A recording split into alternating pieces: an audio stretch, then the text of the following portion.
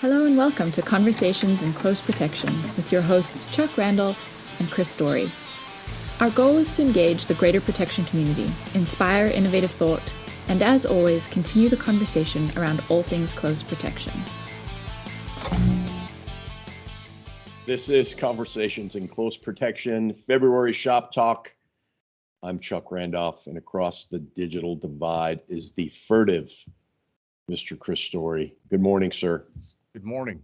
Welcome to Conversations in Close Protection. Today I'm joined by the Wizard of Words himself, Chuck Randolph. Wordsmith. No, actually, I'm on balloon alert. The Wizard of Words and stuff. The Wizard of Words and stuff. Yeah, I like that. Yeah, the balloon, dude. Look, my 18-year-old son, it's like he emails me and he's like, "Dad," or he sends me a text. He's like, "What the hell?" You know, like it took us this long to figure it out. Like we're the world's superpower, and it took us this long to A, figure out that there was something in our space.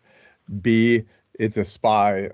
It's a spy balloon, and we don't really say anything about it. You know, like seriously, we say, "Oh, it's not a threat. They could see us with a satellite anyways." Like, come on. You know, and it took us what? Well, I mean, we'll never know 72 hours the to figure true. out how to freaking shoot it down or whatever. Retarded. Yeah, we'll never know the true issue. I mean, likely they were going to shoot it down over the Atlantic anyways. And then one theory is, maybe it got out on social. It must be hard to keep secrets with social media. So, it gets out on social media and they're like, well, we better talk about it. I know as many is crises. It a weather balloon? Likely not. But why would it fly over central U.S.? Yeah, think. As many crises as we have to deal with as a nation, you'd think we'd be better prepared. Just to say stupid shit like, well, it may be outfitted with a bunch of spy technology, but they could see whatever they had from the satellite anyway, so it's not that big of a deal. Like it just got dumb and dumber the whole time, like freaking like a episode out of Star it's magazine or something. One of those things that grows legs. Look, and I don't think we're making light of the situation, but we are in some level, because at some, it grows legs, it gets stupid. You see all the stuff coming. So there were some hilarious memes coming out over the whole thing. Will we know ultimately what the deal is with it? Probably not. It's funny because why? Like, who cares? Well, they shot it down. We do, right? We care, but why does it have to be a secret?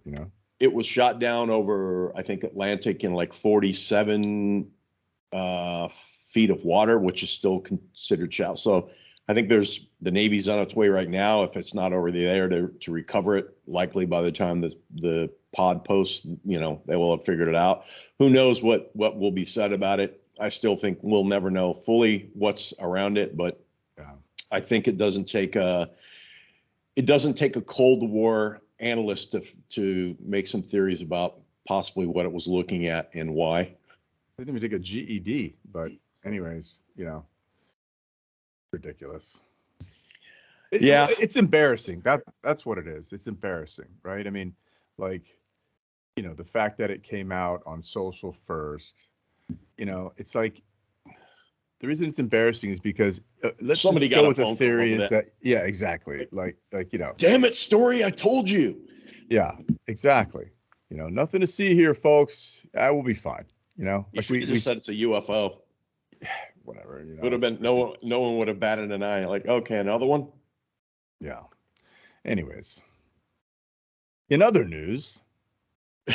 Yes, I guess it is Shop Talk, so we should talk about actual news and things that we're curious about. So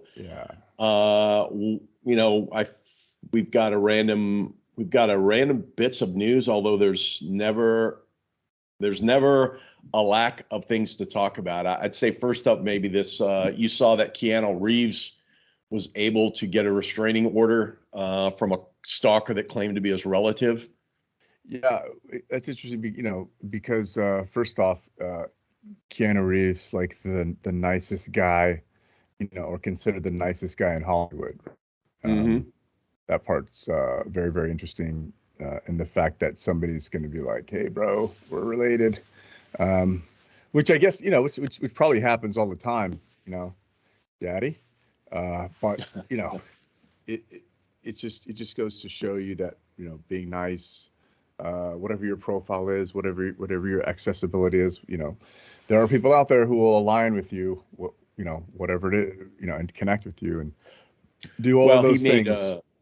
According to the court documents, the defendant allegedly stalked, harassed, trespassed on Reeves' property, making repeated uninvited appearances at his home, according to documents, and potentially workplaces. I mean, people listening in might say, well, how come his security didn't take care of it? How come?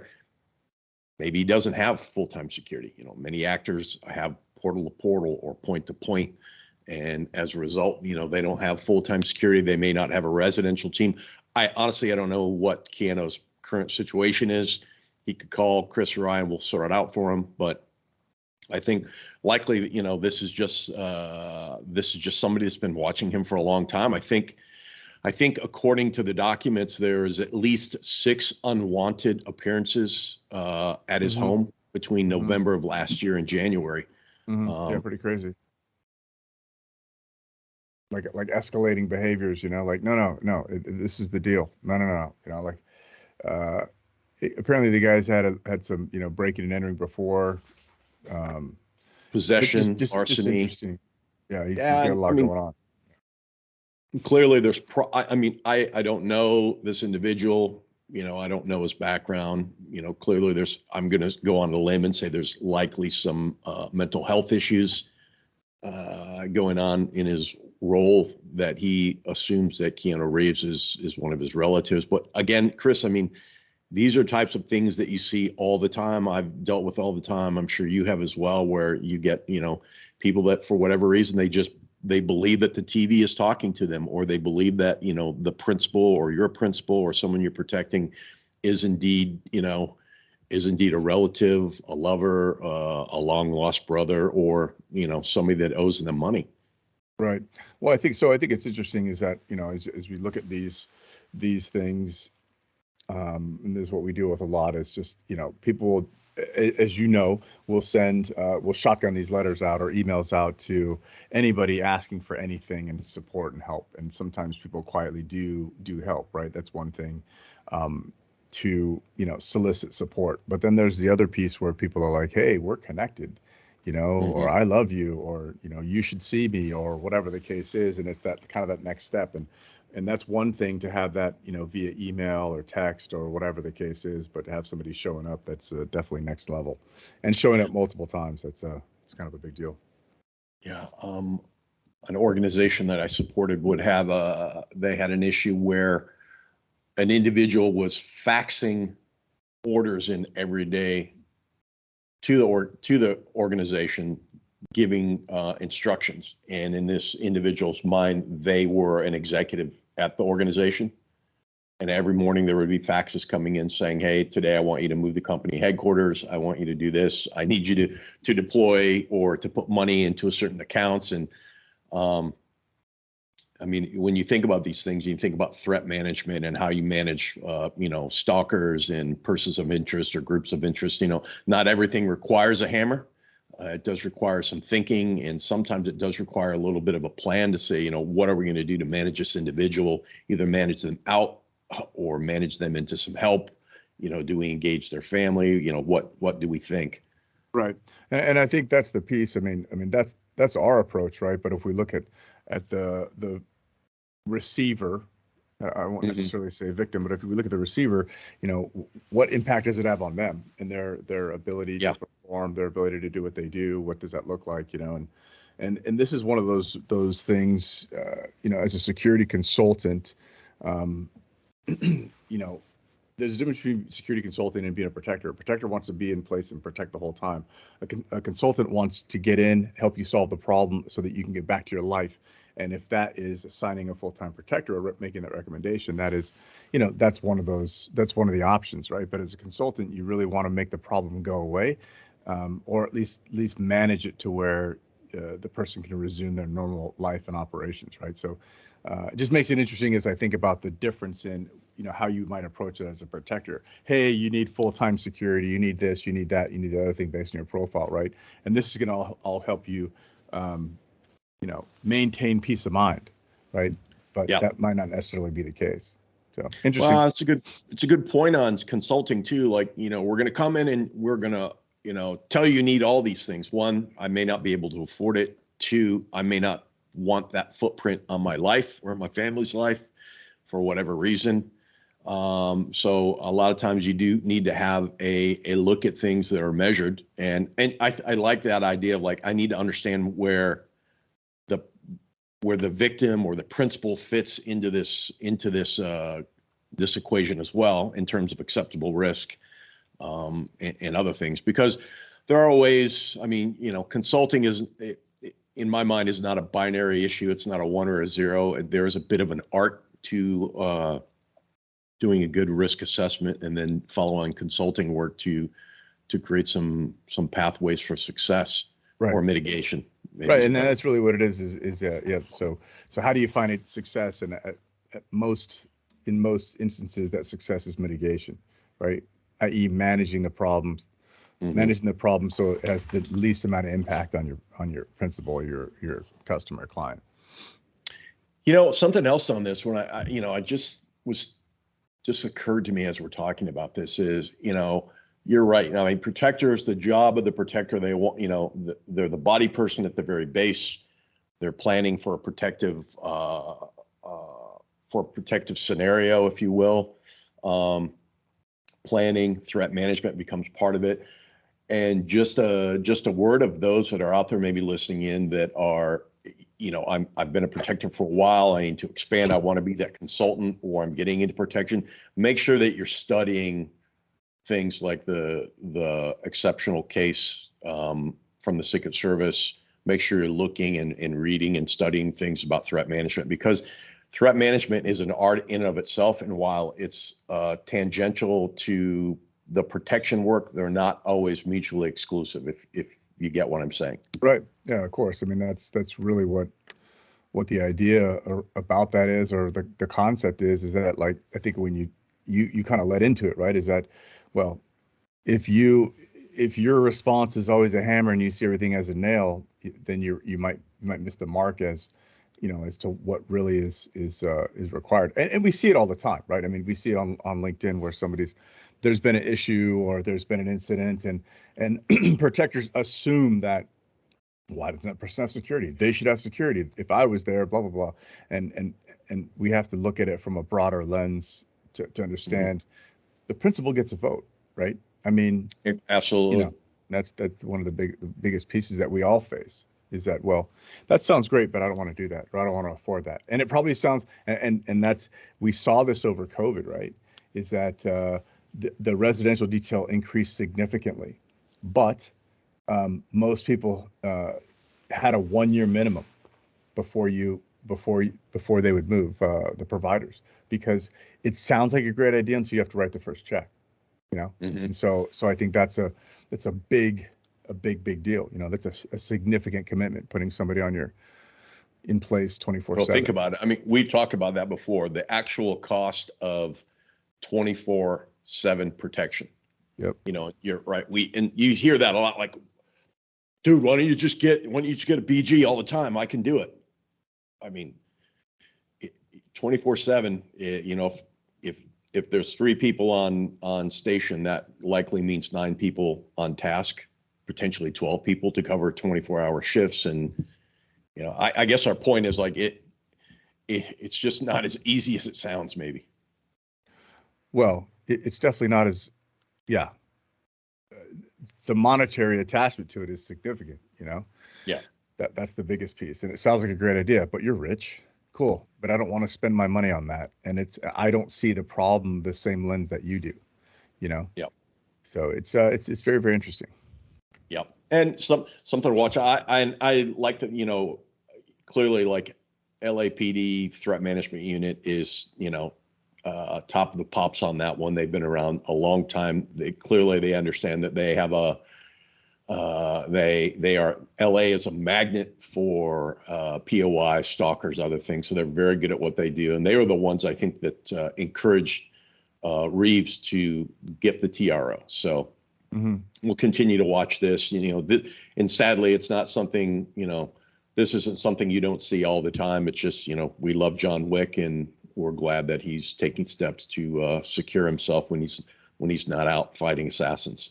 Well, and I think here's the thing is that specifically Keanu, right? I mean, we've seen a lot of examples of where he is out, in the public or on a train or doing all the, whatever, just like normal, giving up his seat for somebody. And, some people respect that privacy, right? They might just video or take a photo or ask him if, hey, can we be, can we be connected? Whatever the case is, right? But a lot of folks want to be able to live their life just as a normal person would, I mean, that's what they pride, and that's what a consultant will try to help them do is help you live your life, solve this problem and then manage it accordingly, so interesting. Yep. And we'll continue to watch that here. Something else that I saw that I thought was interesting, just a bit of news and something to watch out for. There's a New Jersey councilwoman.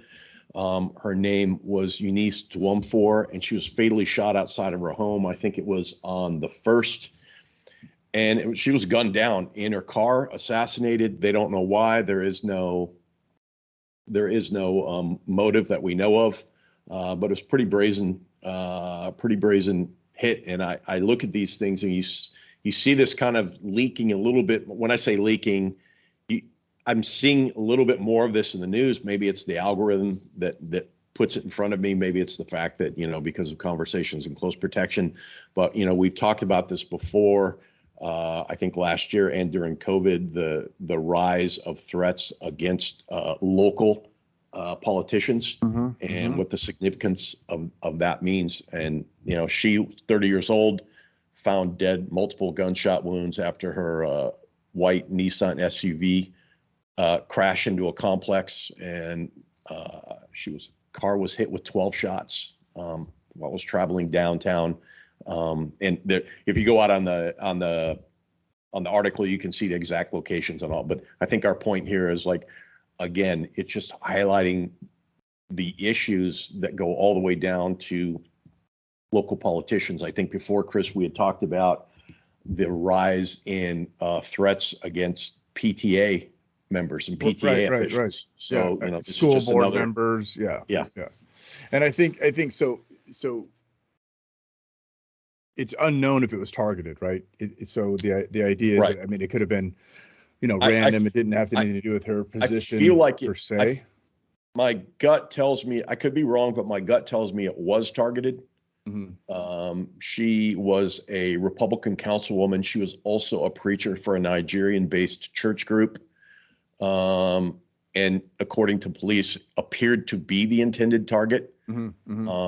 Stressing that, though, the police did come out and say, but we don't know there's no obvious motive that's come forward. Right. So, the other piece is 12 times, right? Or 12. Yeah. That's a big number, right? That's not necessarily random. Like, I'm just going to do a quick drive by and see what happens. That's that is indication of a planned attack, so. But I wonder, interesting. It's hard too, because you think, I think in Jersey, is it borough councils and borough police and, local PD and local folks. I mean, again, this is something else where if you're in the protection community, we're not saying run out and market this and say, hey, I can prevent that. Quite the opposite. Be involved in your community. Not everything has to be that international detail. There are places that need your help. There are places that need folks that have the ability to look at situations and say, what's going on? Can we help out? Is there anything we can do? I mean, again, we don't know anything about this per se, but if we had a what if situation and we knew there were some indicators, there's things that could have been done maybe to prevent this. Yeah, I think what you're saying is don't run around looking for problems to fit your solution, right? Which is what people tend to do, is like, cool, here's the answer. and I'm going to run around and try, that's not the idea. Is that you try to find solutions to fit the problems. And it sounds like it's the same thing, but it's not, right? It really isn't. And so we have to make sure that as we have that approach, it's not just going to be like, cool, well, if every council person had a bodyguard, it would be awesome, because that's what we do. We go back to what we just talked about before. Like, again, exactly. these things, like, I mean, these things cost money. They cost resources. Not everybody, may or may not have the resources to put up front. But, if you're involved and you're in the community and you're talking, and resources do come available, or you can help people understand the return on investment to help and secure folks that have, might have an obvious threat against them. I mean, the more power to you. Yeah, my thought process might be, if you get involved, like you suggested, give pointers on what people can do to protect themselves, right? What you can do for situational awareness, what you can do for, from a public person profile, to maintain your awareness that might be, no to low cost, that just take a little bit of time, right? Because what people tend to do, especially those folks that are in this situation, is, as we know, they tend to ignore it, hoping that it'll go away. And it's usually been going on for a long time before they ask for help, right? Because they go, well, I might just be thinking about this. I'm just being paranoid. I don't really need it. I'm not that important. All of those things where they're trying to convince themselves it's not the case. So, you could add a lot of value by giving them, things to do. And then the secret is that you tell them what to do. And then if they're interested, then you bring your expertise in to tell them how to do it. Absolutely. Something that I wanted to point out that I don't think I pointed out earlier in the article. It's when we were talking about, was this targeted? She was shot 300 feet from her home, returning from, I think she was part of the Human Relations Commission for her local area, and she was returning home from that. So 300 feet from her house. Arrivals and departures. Yep. Arrivals and departures, proof, pattern of life. I mean, you have a council person, clearly their schedules are going to be posted somewhere. They want people to know. They probably have Facebook pages. And we've seen the same thing in the UK last year, where you had the MP that was knifed when he was doing his weekly or his biweekly meeting. I mean, these things are not going away. And I think you bring up a good point, Chris. It's a way to get involved in, not just, it's a way to be involved in your community as well. I mean, it's your place. Start small and have big impacts. Get out there, maybe give some discussions, some talks, put some papers together, and try to help somebody. What's interesting about this too is that is what protectors often have to deal with is balancing the especially with a client such as this, is that balancing privacy and then access.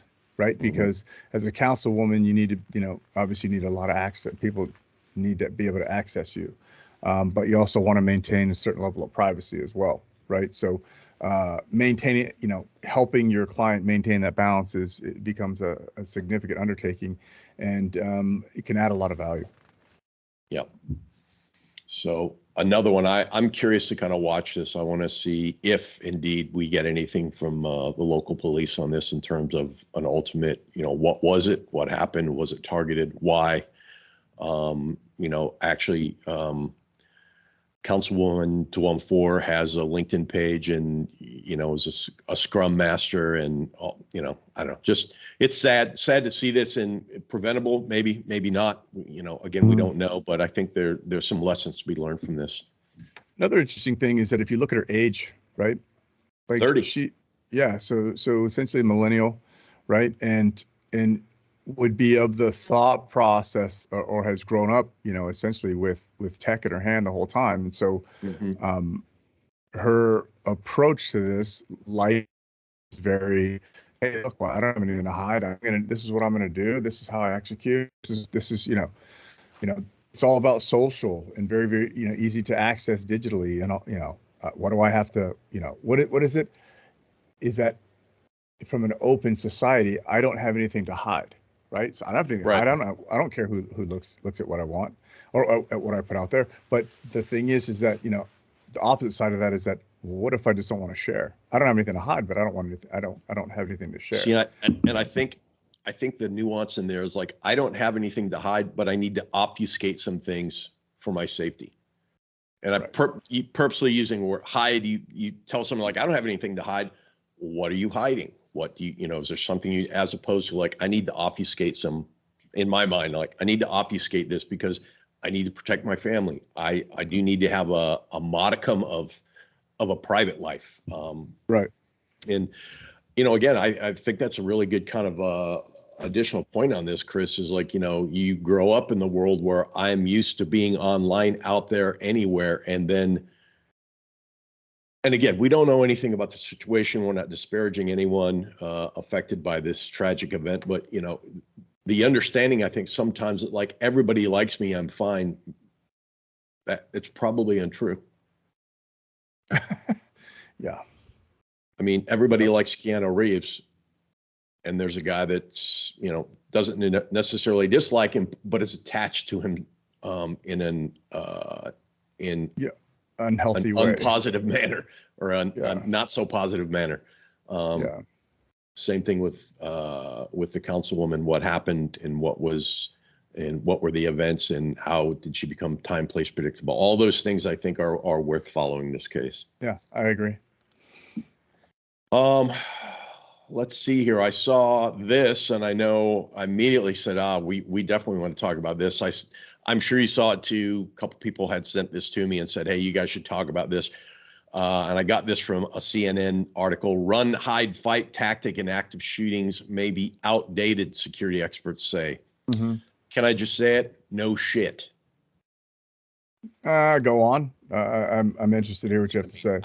I think in some ways, I mean, fight. Don't get in the van. Fight. Don't be the victim. And we're not, by the way, we're not speaking ill of anybody who's been affected by active shooting. It's something that's tragic. It's affected all of us. But I think the tactic of run, hide, fight, I think has been in need of an overhaul for some time. So I agree on some level. Hang on one second. I agree. However, that's assuming that you have the ability to do those things, right? So example, children, right? You're with your kids, you're with your significant other, you're with the elderly, you're, you know, in a hospital. What happens if you're charged with protecting somebody, or you're in a hospital and somebody can't move, right? They can't run, they can't fight, so maybe you have to hide them, right? So I think that as we look at it in the overall context, not just from my perspective, what I should do and what I would do, but the overall context and the approach is, you know, interesting. The article didn't necessarily provide any alternatives. It does. In fact, Franklin County, Ohio has shifted away from run, hide, fight to avoid, deny, defense. And the idea is like when they say hide, Franklin County came back and said that, quote, people go around looking for targets. When you have a hero step up, it saves targets who could be potential victims. And trying to understand the idea of like avoid means you're also in a fluid environment and you're not static, which might place you in a moment of waiting for bad things to happen. Right. So semantics, right? I mean, it's just like, I don't like that it says that. I mean, it seems I don't think it's semantics. I think run, hide, fight, and avoid, deny, defense, I think have different connotations. Well, so I think part of this is that because people think that run, hide, fight is linear, right? And it's based on. Well, that's often how it's taught, though. Right. That is how it's taught, right? But it's not linear, right? Like, and the mantra is whatever the mantra is it should be based on your capability, right? Because I don't have the capability to run, or if I don't have the capability to fight, or maybe I have my primary capability is to fight, so I'm going to go execute, right? So I think, you know, again, I view it as semantics, you know, because if you look at it in total context, you may not have the opportunity to do any of those things, right? So yes, be situationally aware. Don't be a freaking like everybody else, a lemming. I don't know what's happening, and the first you do is pull out your phone when somebody starts shooting, you know. But I just think it's interesting in context. I don't like again, from my perspective, it does seem like semantics. It's like they just shifted it to be something else, and there's no tangible approach behind it from my perspective. I appreciate your perspective, my friend. For me, the biggest takeaway from this is the idea of dealing with an active murderer, active threat, active shooter. I think it's a fluid. It should always remain fluid. We should never get caught in it's always run, hide, fight. And I remember when it's someone years ago talking, it's similar to a fire alarm. It's not anything similar to that. Right. And I think every situation is going to be different. I do like Ohio's approach to that in terms of a mindset. Because if you take, run, hide, then fight, as opposed to the idea of avoid, get away from it, deny entry or deny the person, and then defend yourself and others. The article goes on and lists some statistics and other things. But for me, the one thing that struck out when I read this is yes, this needs to always be a fluid environment, because there's so many factors that come into play. Like, what is the police response? I don't mean what are they going to respond with? How long is it going to take them to get there? Will they get there? What is the environment you're in? And I like the idea of teaching people to think, as opposed to, like you said before, like a linear response. And right. Teaching them we want to teach them how to think, not what to think. Exactly. I mean, critical thinking at all levels. Right. I think the biggest takeaway for me in this was the acknowledgement, right? And I think you can tell that it's been very, very carefully worded. But it does say confronting a gunman sometimes proves the better course of action, right? And it says specifically because it stops the action, right? Well, there is, and I mean, given time, I'm sure I could dig this up, but there is some statistics about you're right, you have X percentage of time at the beginning of an event to affect it. And the longer it goes, the less time you have as a potential victim to affect the outcome. Right. And I think that's mostly dealing with kidnapping, but I think there might be some sense to this as well. By the way, we're not saying run in front of somebody's weapon, do something stupid, get yourself killed. We're talking more about mindsets. Well, so it does say confronting a gunman sometimes proves better course of action. However, in most instances, the person who confronts a gunman is either wounded or killed, right? And they gave specific examples of Brandon Say disarmed the shooter at the dance studio, and then Rich Fierro took down a suspended gunman in November at the nightclub in Colorado, and then James Shaw ended a shooting at a Waffle House, and then. There's countless. I mean, I think we talked about this a couple of years ago. The guy in Texas at the church, right? He was the neighbor that heard gunshots. So again, this isn't saying, hey, freaking, it's time to get it on, right? Roll around town with your freaking long gun and just look for active shooters. But the idea, I think it is important that action is better than just waiting. Like if you remember the Virginia university, right, shooting, where the shooter had Virginia Tech, had everybody line up and said, hey, line up, I'm gonna freaking shoot you, and then he freaking shot everybody, and then they waited while he reloaded, and then he continued to shoot people. So again, you have to take responsibility for your own environment. Well, and again, I think it just the environment changes, the weapons change, the actions change. So we just need to make sure that we change our thinking about it as well. And I agree with you. I mean, we need to teach people to think, teach people to understand situational awareness. And I believe we can do that with children too. Like, let's get out. Why didn't we go out the side door? We're told not to do that. Well, maybe we should do that. Maybe we should, And again, I mean, we don't make light of this. I mean, we're talking about human lives and people who aren't born protectors and they don't wake up every day thinking about these things. They don't have to do advanced work or risk management, reports. So I like the idea of we need to consider different ways. We need to always be considering how we're talking about this. Well, as you say, mindset, right? I mean, I think that's always just been my approach, is that, like, cool, run, hide, fight. It's not linear. Here's what I'm prepared to do based on my skill set, right? I think the challenging piece is as we see people with social media, and you're like, wow, that person has literally never thrown a punch before, and yet here they are, right?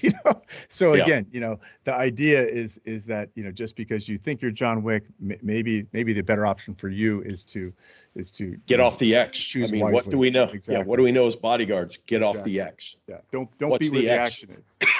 The X is where the action is, so get off the X. Get away from it. Get people away from it.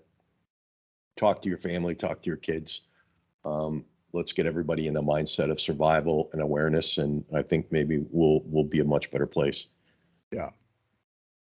It is interesting though that when they use, like you said, things have changed. First off, the analyst that wrote the article says weaponry is faster and it's more deadly. Yeah, I don't know about. Stop talking, right? Yeah. I think that's a little salacious to say it that way, and I know others. protectiontalk@outlook.com. If you have your own comments on that, I think tactics change in the mind of an assailant because there's, and we could spend hours talking about how did this person plan this one, how did this person plan this one. Again, if you're in this industry and you don't follow these things, you don't kind of look at how some of these folks think. Post-incident, I mean, I would highly recommend that you spend a little time looking at things like Virginia Tech, looking at things like the unfortunate nightclub incident in Colorado or other places to say what type of pre-deployment what type of pre-operational surveillance did they do? What planning? Pre-attack indicators. Yeah, and just think about all those things and think about, well, how should we approach that? How should we help train and talk to people who don't, again, come with the training and the background that we have, approach those things? Because you're right. I mean, a lot of times, if you flinched and you just stand there and then they say line up because you don't know how to manage the stress, I mean, that could be a terrible thing.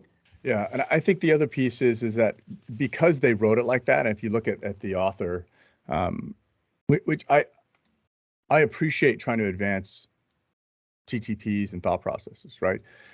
But, you're an assistant secretary for Homeland Security. Now you're a faculty chair at a Homeland Security program at Harvard, right? You're taking this from a purely academic approach, clearly, right? Weaponry is faster and more deadly. Well, calm down, freaking, take your pinky off put your pinky back on your coffee mug as you're drinking. They're looking at it from an empirical point of view, and they don't have that's my point. They don't have the Chris Story background or the Chuck Randolph. Right, so you have to read that article with that understanding. Like, look, it's an article for a news outlet, and they're just putting out their opinion. Right. I'm more curious to know more about the person, the security expert or consultant that they have who wrote the op-ed piece. Yeah. So it's an interesting piece. And again, it's a long-term study as we look at this, right? I mean, they're going, hey, we have to understand what engagement tactics work, how we can power people.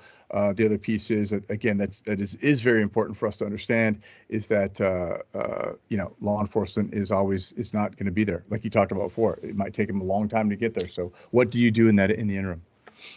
So, Juliet KM, who is the security person who's quoted in the article, wrote a book called The Devil Never Sleeps, Learning to Live in an Age of Disaster. And if you go through, if you're very curious for those, and when we can put this in the show notes, if you click through, the longer article is in The Atlantic, in which she talks about what her issues are with run, hide, fight. And that might be a better thing for protectors to read and kind of consume on their own to say, okay, where do I feel I fit into this?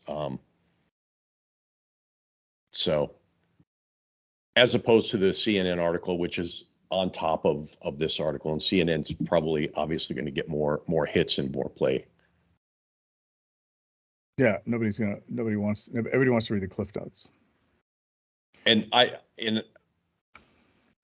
don't think everything can be summed up in 180 characters or Cliff Notes. And I know we agree on that. And sometimes it does take some reading. It does take some speculation and some forming some hypotheses and talking about it. So we can put it on the table and say, does it make sense? Does it not?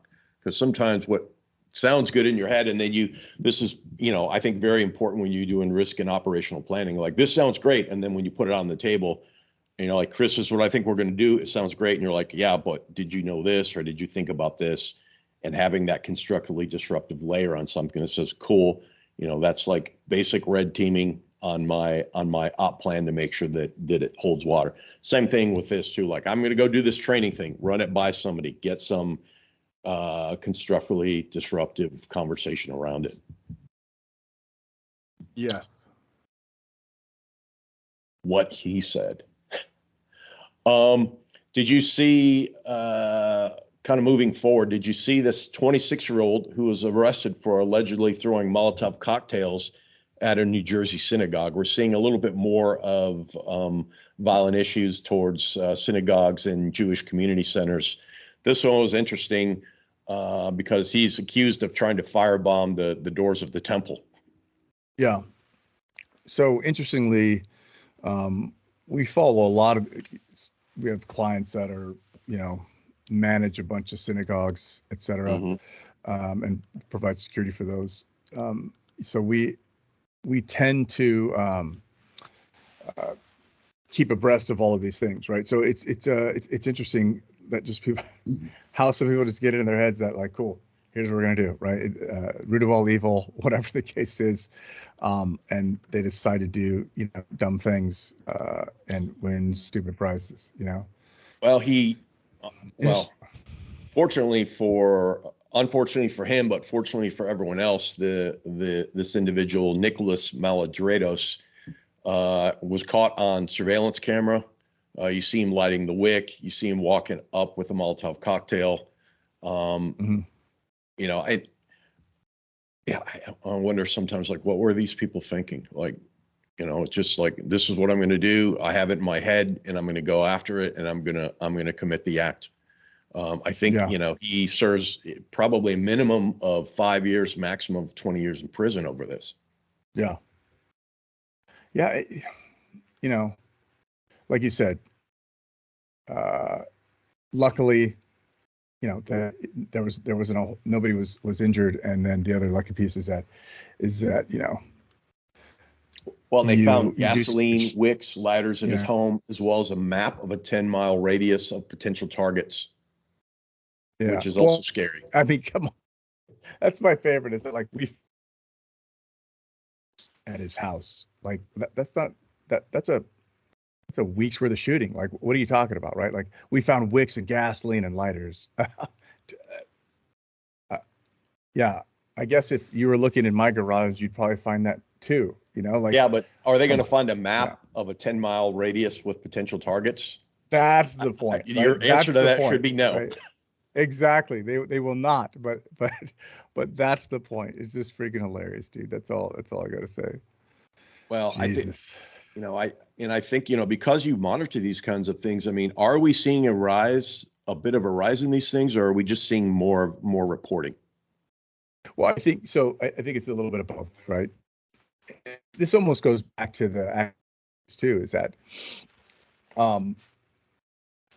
we're seeing more reporting on it, which I think has an influence on people taking action, right? Because if like, just like the Keanu Reeves thing, right?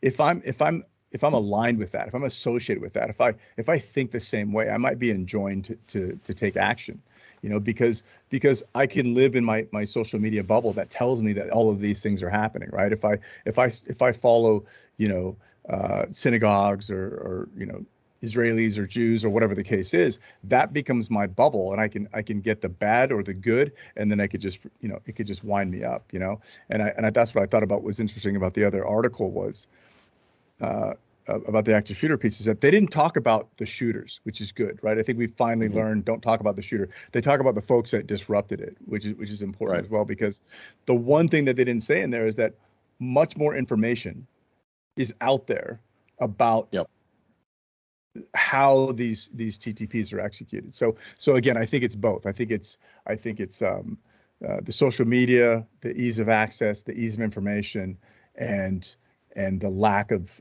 social barriers to go execute, right? If I align with Chuck Randolph and he did something, well, I might go emulate that. So I think that's really what it is. And I think the difference between those synagogues, for the most part, is that they're constantly targeted, which I think is different than most other houses of worship.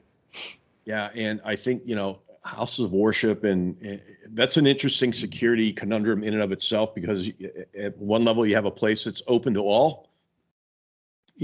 Most religious centers, if you will, are open to all, and they want to bring people in and help and be parts of the community. And then, with that, not everybody that walks through the church doors, are going, or the synagogue doors in this case, are going to be great. And there's many people out there that just because they are, and for whatever reason, mentally or through their own manifesto, dislike the organization. I go back to the interview you did with last year, where they met the potential assailant through church, and the assailant, not the assailant, but they told the assailant, and then the assailant showed up at the house. And then, speaking of bad things showing up in the middle of the night, I mean, I think the church and the religious scene and the security within that is a difficult thing to manage, and not all of them have the money for a full-time security director. Right. A lot of it is volunteer work. Mm-hmm. Yeah. So it's very interesting, and they do take security very seriously. But just like everybody else, it can only be as close or as closely aligned with the budget as possible, right? So it's interesting, and again, we see these synagogue attacks, over and over, active shooters, And how do people? And it'd be interesting. Like, where do people start? Hey, I'm maybe, I know, like, a lot of organizations will have assistants at a higher level, but maybe I'm at a small church, or I'm at a small synagogue, or a community, type religious organization, and I feel like we might need to have some type of security. Where would you start? Would you start with guards at the door? Would you start with cameras? Would you start? I mean, I would start with an assessment, but what would your advice be?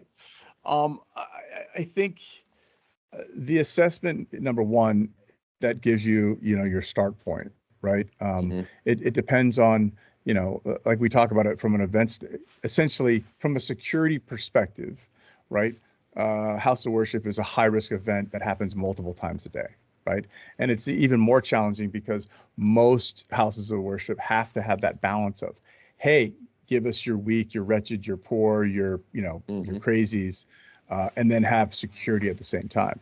I would say the piece that you need to do is situation awareness, like understand what's good, what's bad behaviors, right? Cameras that would be monitored during the event, not for post-incident evidence collection. Those would be the first two things, right? Because what we see often is get cameras. Well, your camera isn't going to help you one bit for defensive. And as we talk about getting left of bang, everything that we focus on should be, we have to understand what the bang is, right? And then what's left of bang, and then from a security perspective, what's right of bang. And I think we miss that a lot in a lot of security assessments.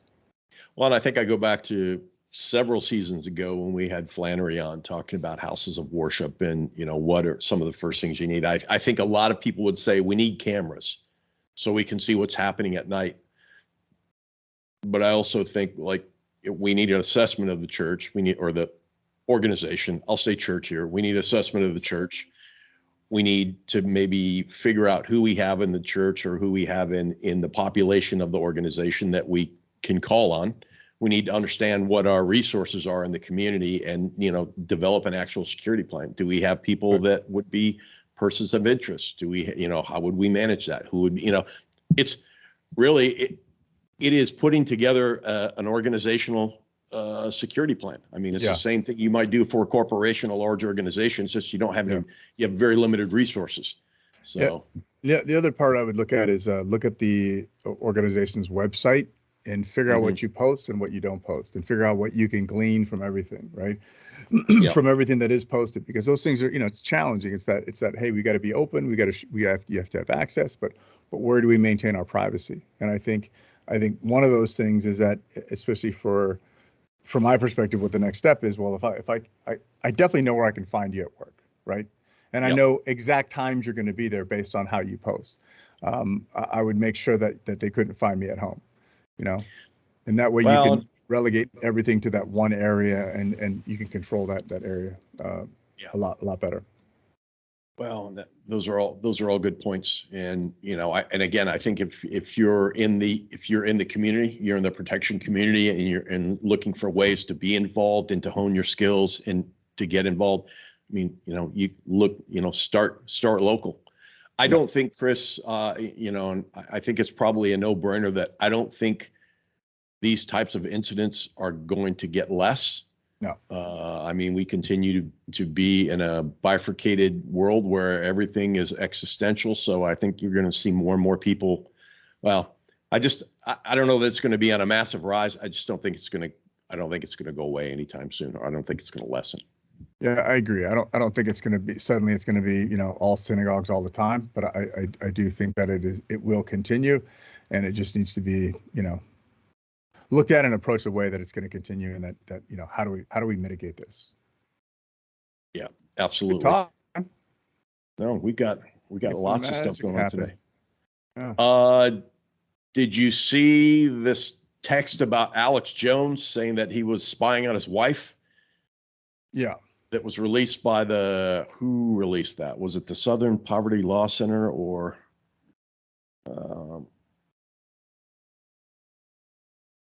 I don't know that There's so much going on that in that space that it's I think the reason like I he's flagged that article is one thing I was thinking was like,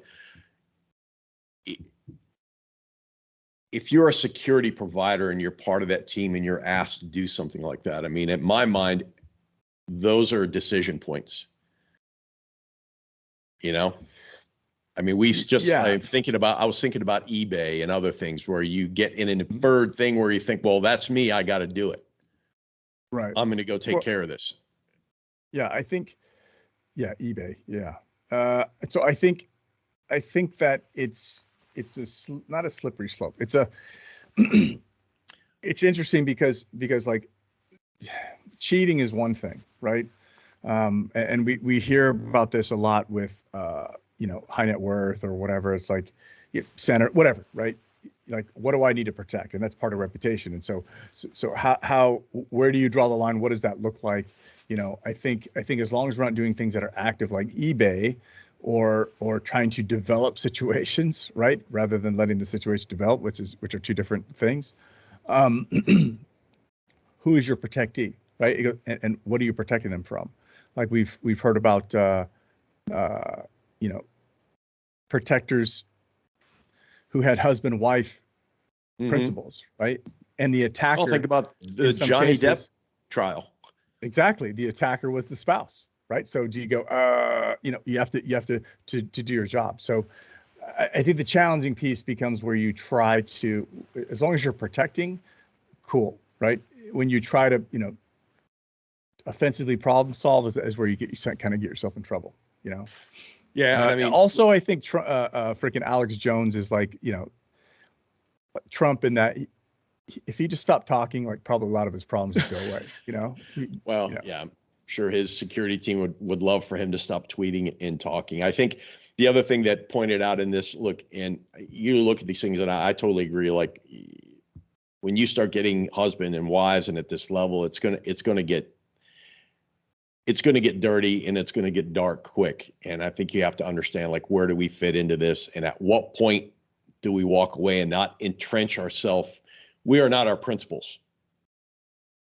Yep. And I think it's important. Some people, like, you have to, at some point, you got to understand, I am not my principal, and there's a point that I might need to walk away. And I think in this case, it was the Southern Poverty Law Center that released some discussion on this, and they said that he had hired a quote ex-Blackwater mercenary to spy on his wife, end quote. Now, look, whatever. That's a salacious conversation. I think the point that we want to make from this again is like, you have to understand you are not your principals. You have to make sure that you protect the integrity of your own team, your own individual. Yes. And like you said, at what point do you say, hey, I'll do this, but I don't do that. Right. And I don't need to be involved. The brand protection piece, is part of this. Hey, let's think about this and what the impact is. And if that's what you're going to do, my job is protection. My job is not this other thing. And you should hire somebody else to do that. Right. Yeah. I've been asked to, in a way past my past part of my past life was, way back in the day was, hey, you need to collect the passports and you need to, make sure that the freaking staff or help doesn't disappear. Absolutely not. I'm here to protect the family. I'm not a jailer. Find somebody else to do that. Right. Yeah. I mean, and, I walked away from a detail in which, I just, I was asked to, we need you to go do this. And I just said, I can't do that. We probably won't use you anymore. Yeah, it's fine. Cool. I'll be good. Yeah. And that's not like we're the moral police or we're telling you we're being high and mighty. Just think about what your future self or your future company would say if you said, hey, look, this sounds great now, but especially now, as we talked about before with the unfortunate demise of the councilwoman, like everything is out there. Right. Well, yeah. So, yeah. I mean, this is all public information, right? It's all in these articles. Go read them. Also, know your principle. Look, boss, everything you do is going to come out because everybody, whether you're an Alex Jones fan or not, an individual that's polarizing like that, you have to understand, like, boss, in your risk assessment, anything you say is going to come out and going to be misconstrued one way or another. Yeah, and I think whether you're on the far right or the far left or wherever in between, everybody's going to have an opinion on this. Be careful. Right. And I think that the positive piece in this, with at least, Alex Jones or somebody similar to him, regardless of whatever side of the fence you sit on, right? Liberal or conservative, whatever, what you're getting into, right? So you need to be able to set expectations at that point. This is not like suddenly you're like, whoa, this guy's crazy or whatever. He asked me to do all kinds of stuff. Like you have to set those boundaries right when you walk on. I think the eBay thing was a little bit different where there's a relationship and then you're like, okay, cool. And it's like the frog in the boiling water. Next thing you know, some of these things are out of control. I'm looking at that from outside point of view. But seriously, you have an understanding of what you're getting yourself into. From my perspective, I think your perspective is a little bit different. From my perspective, or in my situation, I was getting into one thing and they asked me to do something different. And I'm like, nope, that's not happening, right? If you go into this going, hey, here's what you're going to be expected to execute. Well, like you said, that's a choice. That's a decision point that you're going to go, okay, great. Here's what my role is. I think it just makes it a little bit more cut and dry. Well, I think there's you don't ever want to get caught up in a situation where you like, I was just following orders or I was just managing, I was just doing what they asked me to do. Yes. That's never going to hold up. I mean, there's that never holds up and it never will. So I think always, have eyes wide open, make sure you're doing your own risk assessment of the own work that you're doing. Yeah. And if it's too good to be true, it probably is. Yeah.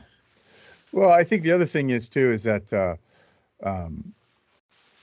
what was interesting about the articles is that, you talk about salacious, they really they really take a lot of care to ensure that the security person is disparaged with his security guard and his this and his that. It's just, very, very, very, very, make it, again, disparaging, right? So that it all looks like it's freaking really low level, and it's irritating.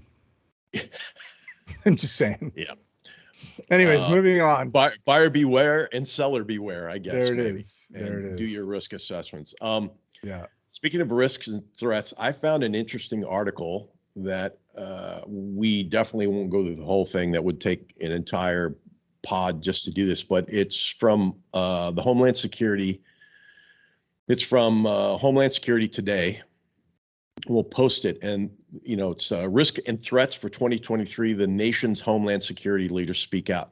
I'm just going to go through a few of these, Chris, and just some of them are very succinct. Here's what I think it is, and I thought it'd be interesting just to get some commentary as to do we agree, disagree, or thoughts on this. First one is Bob Kolaski, who's a former assistant director for Department of Homeland Security, Cybersecurity Infrastructure Awareness, and one of his top threats for the year is the linkage between mis, dis, and malinformation and domestic violent extremism. Weaponization of social media, I think, is an interesting place. Is it a top 2023 threat in your mind? Oh, absolutely. Good God. I mean, especially with AI technology now and deep fake. Yeah.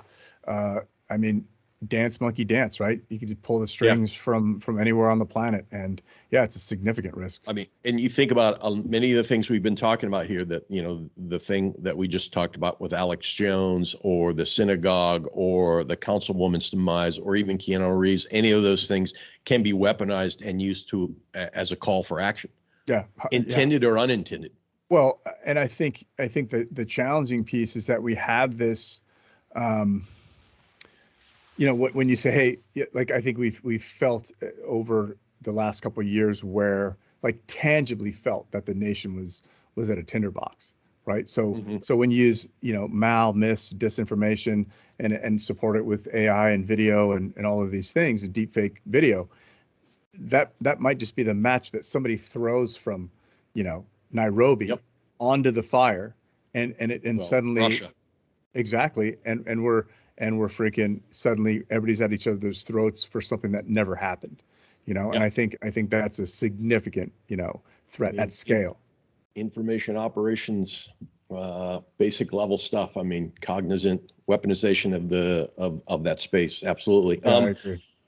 Brock Long, who's a former FEMA administration, Federal Emergency Management Administrator, says, and I quote, "Today, the threats we face are both natural and man-made, are increasingly they are increasing in complexity, frequency, and magnitude, etc. No community is spared." Basically, what he's talking about is natural disaster and weather extremism and major disasters. 2023 threat? Always, man. Well, so not you live in California, man. Yeah, it's always. This is always a threat. 2 days cleaning up a yard from ice storm. Right, and it happened again 2 years ago, in Austin as well, right? I mean, 2 years ago. So again, yeah. Not only are these the gifts that keep on giving, like we have the wildfires, which are man-made at times, and then there are some that are environment made, right? So those are great because they not great, and I'm using air quotes here, because they destroy all of the foliage that keeps the mountains in place, and then we have a drought in the summertime, and then in the winter we've had this deluge of rain that has caused massive mudslides, power outages, transportation disruptions. So yeah, it's the gift that keeps on giving.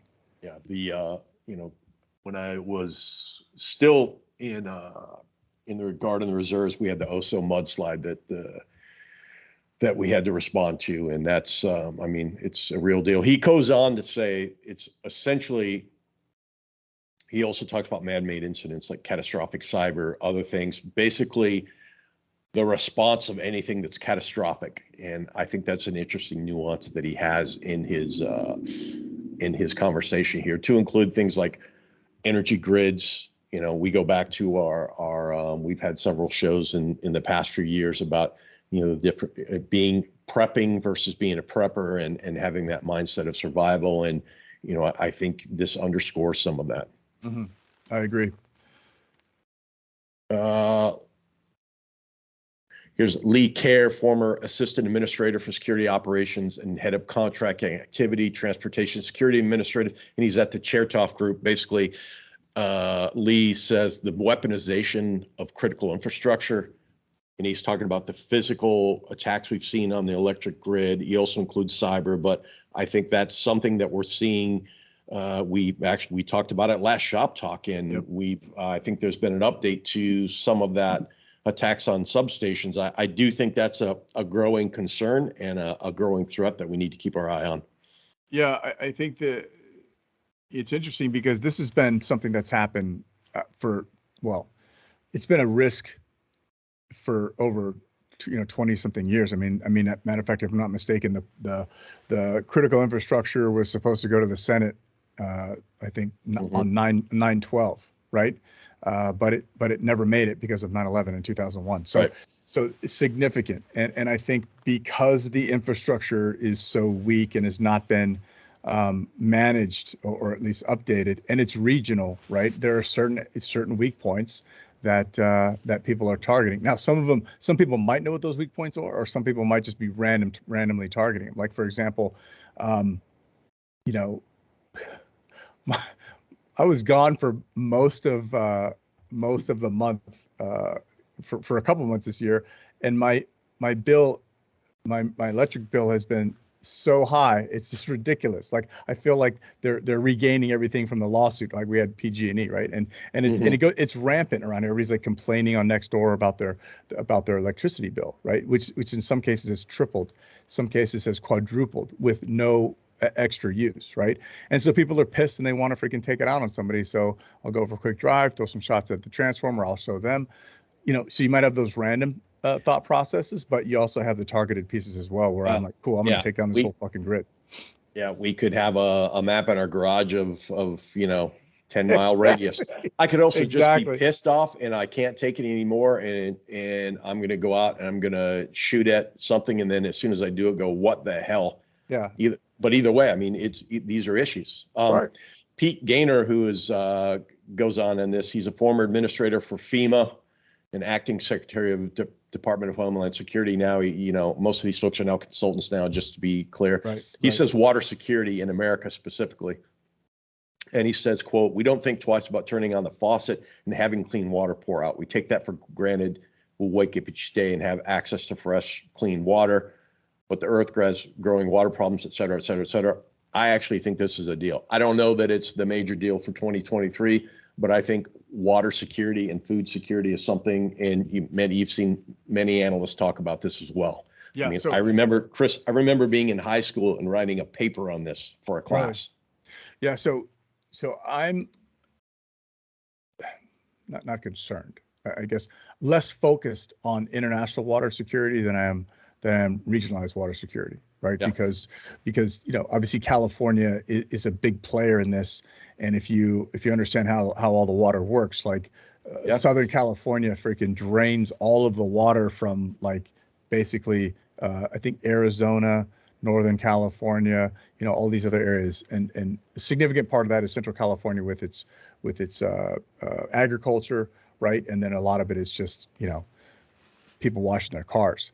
So I think that it's, I think we talked about this before, is that the next civil war, or whatever it is, it might not necessarily be, it might be a war for assets, or I'm sorry, for resources. We keep hearing that, what's the major body of water? I think it's in Arizona that feeds, I can't remember, but it's getting lower and lower and lower. And just as a case of point for this, a couple of weeks ago, Scottsdale told a town called Rio Verde that they're not sharing water with them anymore. Yeah. Right? So it's a town of like 1,100 people that are like, hey, guess what? Get your water from someplace else, because we can't afford to give it to you. He quotes in this article, is water insecurity respects no border, physical or political. Attempting to isolate ourselves from this problem undercuts all resilience goals. I absolutely agree with you. Yeah. I mean, look, I live in Texas. We worry about the aquifers and, bringing water into those that supplies, most of what we do. I mean, look, I'm not an ecologist. You're not an ecologist, but you can do your own reading and kind of understand the way it flows, no pun intended, and the way it works. I think it's, again, I'm with you. I think this is a long-term issue that we need to probably consider and keep our eye on. because of things like social disruption caused from water shortages and other things. I mean, Yeah. 3 days without water and it starts to get a little, as you might say, sporty. Yeah, absolutely. I mean, so using the Scottsdale as an example, right? They took 62,000 square feet of what they called non-functional grass, and they're taking it out because they get their water from the Colorado River, and so they're getting cut off, so that they're taking measures to do what they have to do. And then they went back to, like I said, they went to Rio Verde foothills and told them that hey, you guys can get your own water, right? Hey, good talk, right? So that's at a local level, right? So it's going to be quite interesting to see how things go out. Also, Arizona, not the most what's the opposite of water, or what's the opposite of dry? It doesn't get a whole lot of rain. Let's put it that way. Yeah. It's an arid. It's a dry heat. Yeah, I was looking for the antonym of that. But anyways, yeah. So that part I think is very significant. And again, he says in his quick overview, we get parts of the country that flood and parts of the country that have droughts, right? So at some point, maybe we need water pipelines to at least feed into larger bodies of water that when they drain, they just freaking go to the next largest body of water to provide water for people. It's a significant infrastructure project, obviously. Oh yeah, for sure. And I think there's, I think we have infrastructure issues that go back, to post-World War II that we need to address, that, for whatever reason, in my own opinion, have been, we've kicked that can far enough, and now, there's nowhere else to kick it. So we're going to have to deal with it. Briefly going through some of these others in this article, I actually think it's a good article to kind of read through and ask yourself, like, how does this affect me? How does it affect my team? What are the opportunities in this for me in terms of building business or places I can help affect change? Yep. We go on in here, and like the decline of civility, I think is definitely something we talk about it all the time. As Stephen Kotkin said, this it's not it's everything's existential now. It's not even a bipolar issue. It's just demonization of, it's your plan versus my plan. And I think we talked about it on a recent podcast, like the inability to have discourse. I do think that's an issue. I agree. And I think I want to be able to attribute this to the right person, but it was a social piece, so I'm not be able to do it. Okay. So I think it's more, I'm not sure it's the decline of civility. I think at some point we're so decline in civility. I think. Okay, fair enough. Yeah.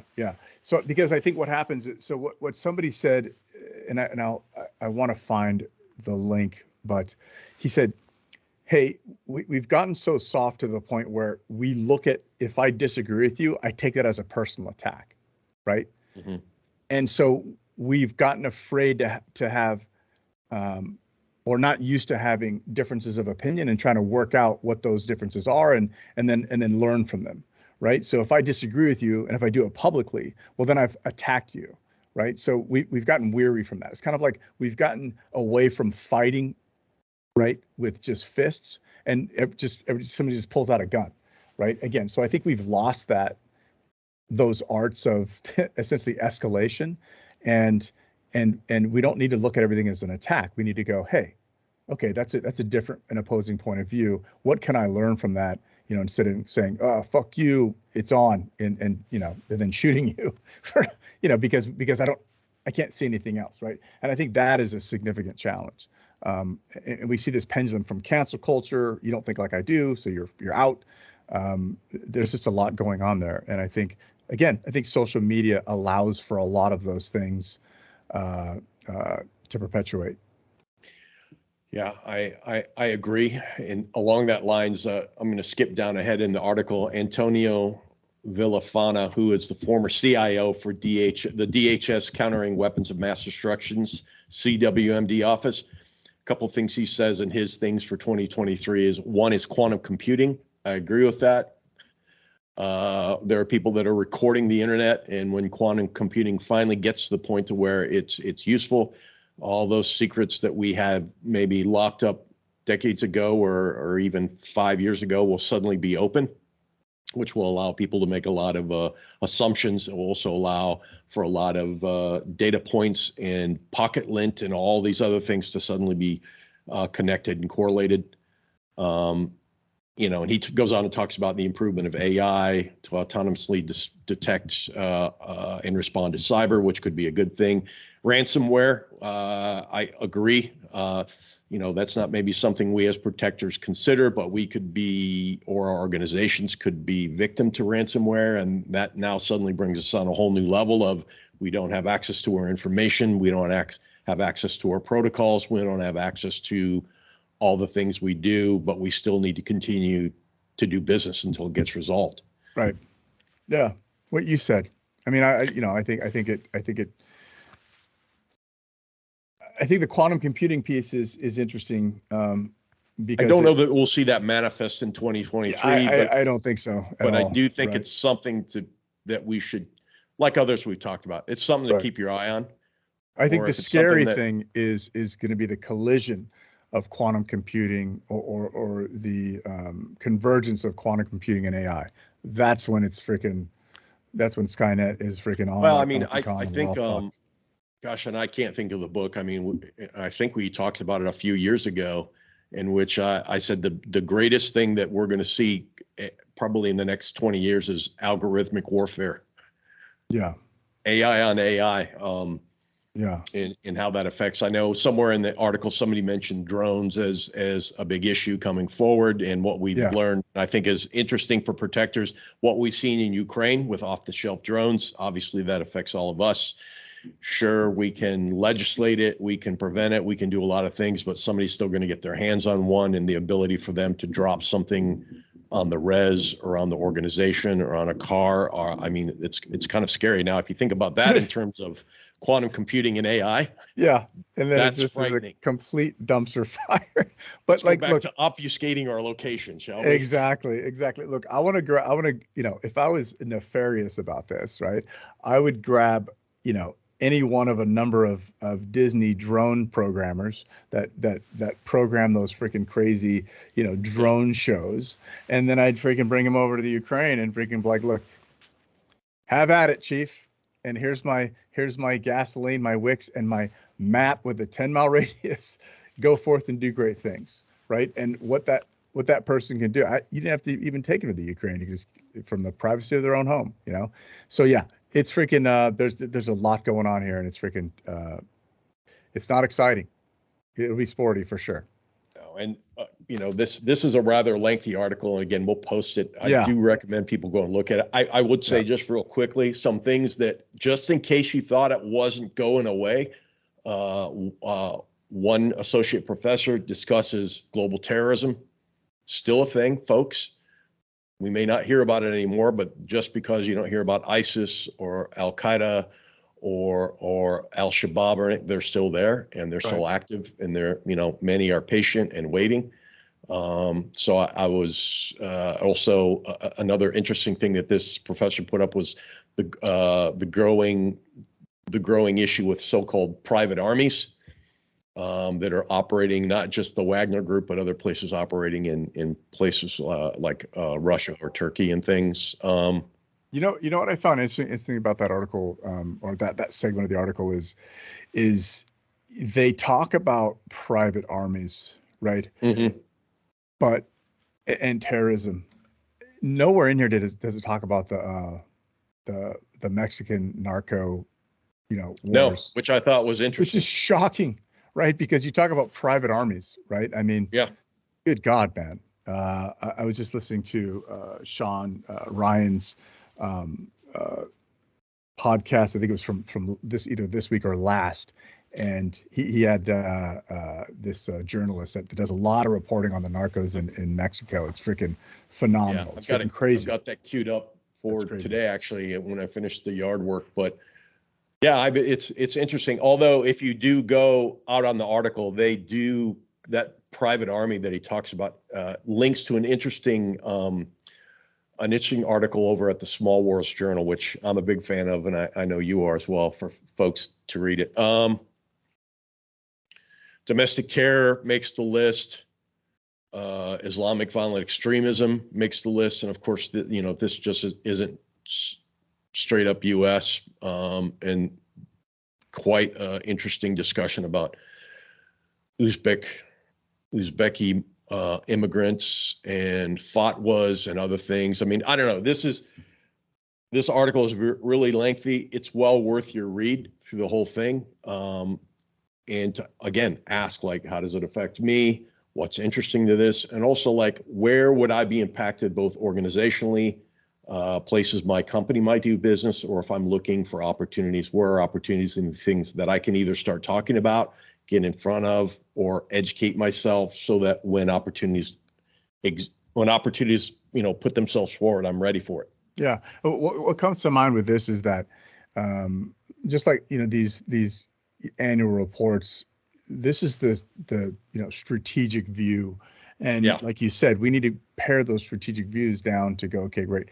What affects us operationally based on where we move regionally? What are those impacts? And then, of course, what affects us tactically?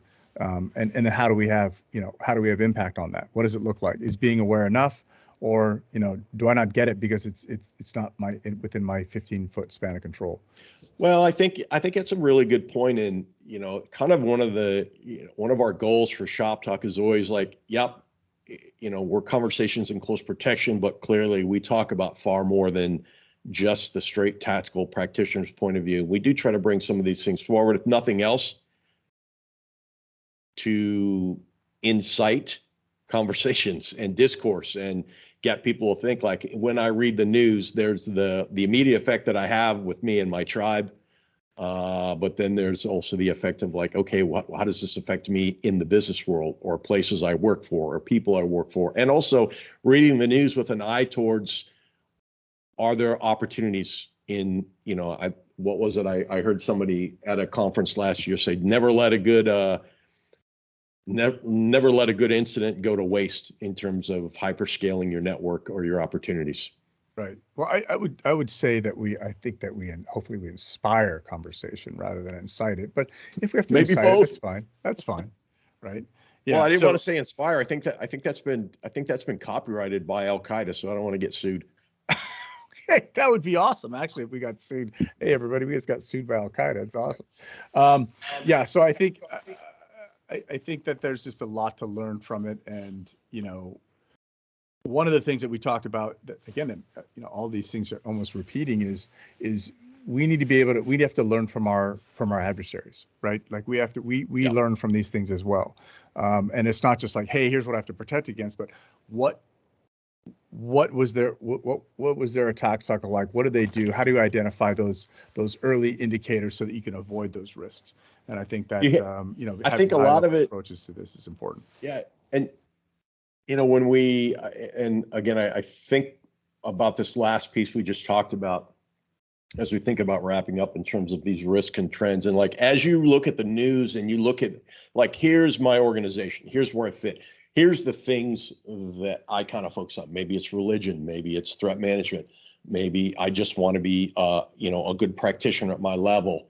Maybe I'm looking at risk assessments or whatever. And you start, whether you use something like a OneNote or Google Docs or whatever the kids are using nowadays. Maybe you just do it old school in a pen and paper, and just start making, like, what is interesting to you, write those down, and then adding your articles. And then when you read those articles, add your thoughts to them, because from that you'll start thinking and producing ideas and thesis and all these things that you can turn around and use in your, whether you're a marketer, whether you're trying to be a better practitioner, whether you're trying to be a better critical thinker, or whether you're just trying to be better at conversations. Right. In close protection. See what I did there? I see what you did there. Yeah. Nice. I see what you did there. No, I think those are great. Those are great points. Yeah. And, I often, there's a point at which I think also you just start transcending from, I just read the news to, what am I using from the news, and what am I learning? And I know that's something that you and I both are fond of. Any other news or any other tidbits that we missed out on from your point of view, Chris? Does there need to be? No, Well, I mean, there's like 4 more, but I feel like after you go through that risk and threats of 2023, I don't know if I'm ready for a coffee or a nap. Yeah. So I think just to be aware of those, and again, I think that's the important piece, is not just to look at those, but again, to whiff them, right? What's in it for me? What does that look like? How does it affect me? Mm-hmm. My role, my organization, my region. And if you do that, you'll be well on your way, so it's not doom and gloom.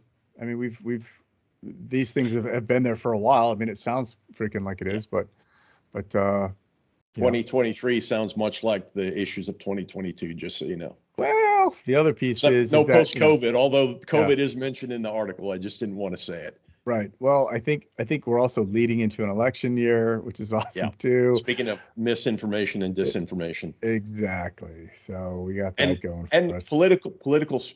Political issues. We have election year, all these ancillary effects. And I guess we're saying practitioners, get ready, consider, think about it, plan, and be ready for action, whether it's in your own detail or with an opportunity to start something new. Yeah, and I would say one last piece, and this is free, but it's worth a lot, is looking down the calendar, right, at other calendared events are important for you from a business perspective, right? Like you going, hey, the Super Bowl's this weekend, I'm going to get involved in providing security for it. Too late. You're probably a little too late, right? So as you look at the calendar events for your area, your region, et cetera, as you look at it even 3 to 5 years away, now's the time to get involved in those. Now's the time for you to highlight yourself as wanting to be part of those things.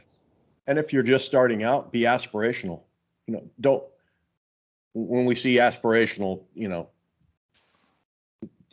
don't get nonsensical, but you might say, like, I'd like to be involved in the Super Bowl next year. Put it on your calendar, and then start asking yourself, what do I need to do that? Yep. Do I have a network? Do I have a network that will allow me to be involved? No. Yep. Okay. Well, there's an action. I have a network. Have I engaged them? Do I have current clientele? What can I do to start putting things out there that will get it out in the zeitgeist, so that opportunity will manifest for me? Yeah, for me, the first thing is where is it located, and then who do I know that's there, and will they be involved? And then you just execute from there. Right. Yeah, right down to that's free. Election, everybody. like you said, election times locally. Cool.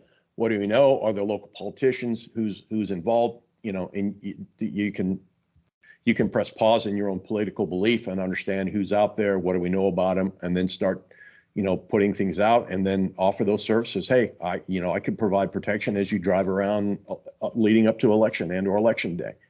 All kinds of good things and opportunities that you can look at. So that's a great piece of advice, Chris, to grab that goats and trees calendar and start writing down some things that are coming up. Goats and trees.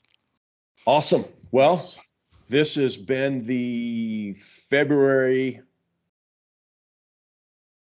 episode of Shop Talk.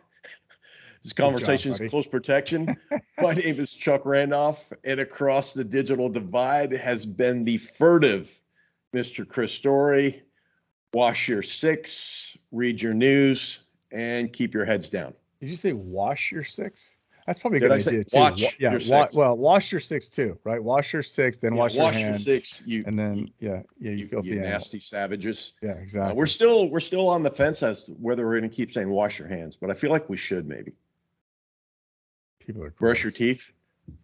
God, personal hygiene is a thing. Yeah. Watch your six. Do your personal hygiene, and keep your heads down. Good times. You've been listening to an episode of Conversations in Close Protection. Email us at protectiontalk@outlook.com and find us on your preferred podcast platform. Please take a moment and consider rating us to help others find Conversations in Close Protection too. Look for us on LinkedIn, Instagram, Twitter, Facebook, and other social media spots. Conversations in Close Protection is brought to you by your hosts Chuck Randolph and Chris Story. Our engineering editor is the mighty Aaron Peck. Please remember that all opinions expressed do not represent those of any organizations or companies the hosts are affiliated with. This is Rachel saying watch your six and keep your heads down.